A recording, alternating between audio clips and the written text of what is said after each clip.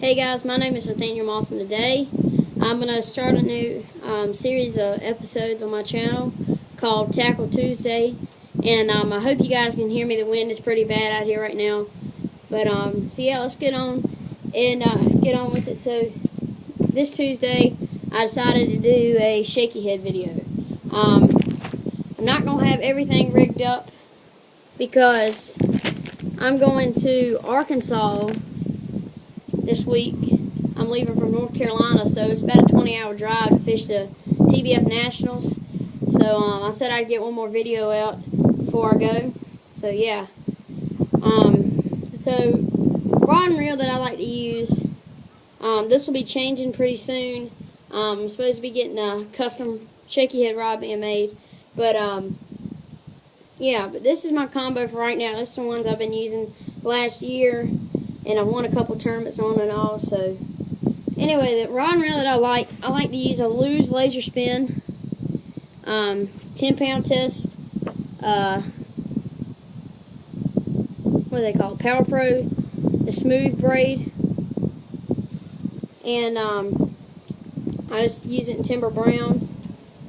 And for leader, I used a Sunline FC Sniper, 7-pound.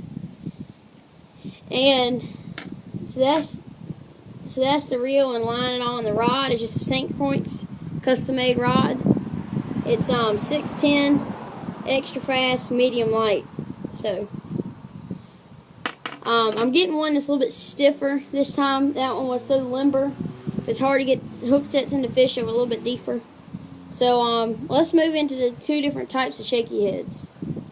Well, line ties and shaky heads. Basically, this right here is a 90-degree, straight up and down. This gives your worm a whole lot more action, okay? So if you want action out of your worm, this shaky head that you use, I would recommend that with the Zoom trick worm, which we'll get into the worms later. But another kind is 65-degree bends. These are a whole lot better for hookups. You land a whole lot more fish on this than you do 90-degree bends. And the reason why, that hook point is in line with that 90-degree bend, so you don't get as good as hookups. But with this, with it laid back, you get a whole lot better hookups. Okay? So between ball and shaky head, football, it doesn't really matter to me. I've had a little bit better luck on ball heads though. And between the screw lock and just a keeper, I think that's just personal preference. But worms, that's a big thing that I'm going to talk about now. The different types of worms that you like that I use. An old standby is a Zoom trick worm. One almost very similar to this that I like a lot in the springtime is a bottom hopper, the Berkeley Havoc bottom hopper, and plum. That's one I really like in the springtime. And anyway, if I'm going to use a black, and sometimes green pumpkin, most times if I use green pumpkin, I go to the next worm I'm going to talk about. If I'm using a black, I like the Zoom trick worm. But if I'm going to use a green pumpkin color, I'm going to use the Big Bite Bait squirrel tail worm. I don't know if you see that tail or not, but that's a chartreuse tail. Now, the reason I like this worm is I use this with the 65-degree bend. The reason I do this is, when I'm dragging it on the bottom, when I hit a piece of cover, the best way to fish is to drag it along till you hit a piece of cover. When you hit that piece of cover, slow down and fish your shaky head really good around that piece of cover.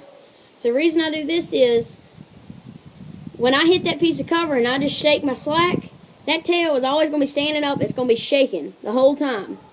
This right here is one of the worms I've had a lot of success with. And unlike the trick worms, to where when you use the finesse one, it doesn't stand up. These squirrel tail worms, if you get the 4-inch, it will stand up. So either inch, it doesn't really matter. But another thing you want to look for in the worms, besides something that stands up, is a flat bottom. Okay? That flat bottom makes your worm glide to the bottom. So that's just some of the things that that I want to share with you guys about a shaky head. I hope this video really helped you guys out. And if it did, Could you please push that like button and subscribe? It would really mean a lot. So yeah, guys, that's it for today. And this is Nathaniel Moss signing off.